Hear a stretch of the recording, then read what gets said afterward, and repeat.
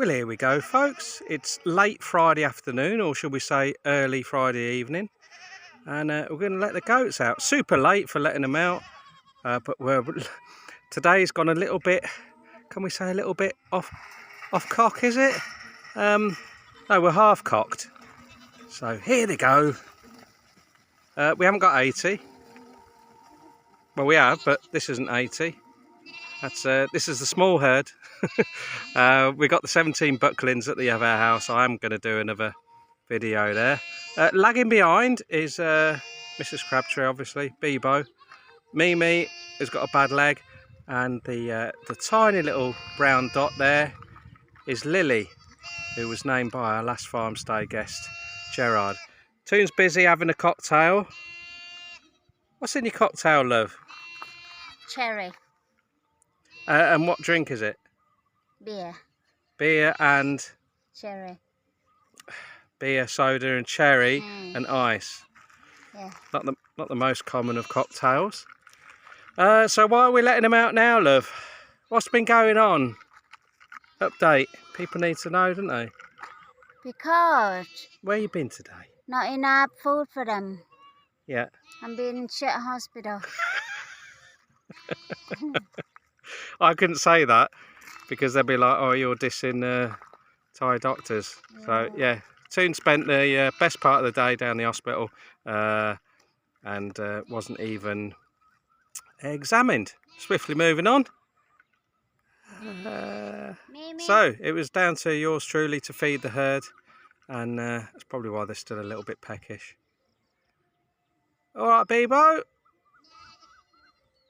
Lily, Lily, Lily. Look at you. Hey. Yeah. Friendly little button, isn't you? Hey. Look at you. What a stunner. Hey. Beautiful little girl. That's Pancake's first successful pregnancy. Yep, she's got springs. There's been absolutely loads going on, guys. Hang on, she's talking over me. What, dear? No, there's no running today from either of us. I'm exhausted, dear. Go down there now. They haven't been round that side of the lake for quite some time, so it's all nicely greened up. We've unlike that side, well, we've kept them off, I think 4 days now. It's starting to green up now. Banana come back or what? Yeah. 3 banana trees have come back because they haven't been in there for 3 or 4 days. We had a little bit of rain, nothing to shout about by any stretch of the imagination, but at least it's had a little bit of rain and it's had a rest from the goats. And we've been really ramping up the feed that we've been collecting for them. A lot of wild grasses are still growing strong, so we've got into harvesting that nearby, as well as Toon doing the Lucina runs. A little bit of ram and our own Napier. We haven't put any in for a couple of weeks. Well, no, about a week, because the ground's just like concrete. But yeah, it's on the goat front. It's going all right. I'll do probably with the next video of the bucklings in the renovated, falling down goat house. Yeah, it's apart from Toon being knocked off her feet. Oh yeah, I was knocked off my feet for about 4 days. Thank God we had Super Gerard here, and well, he basically let me have an easy life. I spent 3 or 4 days in the bloody hammock. I was absolutely wiped out. If he wasn't here, I don't know how we would have coped. So big thank you to Gerard. And all right, he was paid in kind. He's not allowed to have hard cash. So some changs miraculously appeared at the end of his very long shift, and somehow we got through it. And I turned the corner, and now I'm firing on all cylinders. So it's just amazing how it works out sometimes, guys, isn't it? Now Toon's pretty much could we say bollocks? Yeah, I'll do the ratings on the video settings. Yeah, she's bollocks, lads. So and girls, sorry. But thank God I was up to speed when Jared was here. I was saying to Toon, I said it's a race against time now for me to get better before he leaves, because I just couldn't even go out in the sun. I'd just totally overdone it, and I was paying the price. So I was burning the candle at both ends. We were doing the normal goat chores and running the farm, and then in my in my spare time I was renovating the other goat house for the Bucklins. So yeah, it took its toll, and yeah, 4 days shitting through an eye of a needle didn't help, and I don't know how many electrolytes I had, but it wasn't enough. Look at that though, it's all worth it, isn't it? Still can't sell them, it's just the market. Still not slaughtering any because hey okay, soon the market is gonna flourish. We'll be bloody millionaires, won't we, eh?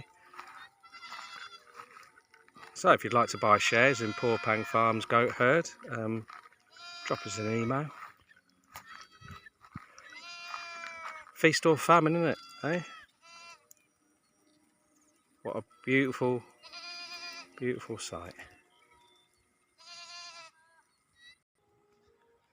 The lake's now about a metre down from the normal level in the rainy season. I mean, it was even higher than that. It's probably about 1.5 metres higher in its heyday. But don't forget, we had some horrific weather last year. Well, what was it? Super typhoon. So yeah, I still need to tweak the blue outlet swivel pipe so that we can get water in a little bit quicker and be a bit more in control as it starts to drop, so we can hold on to it. So when we know it is actually the end of the rainy season, we can just shut up shop as far as draining it off, even if it's high, and just hold on to a lot more water.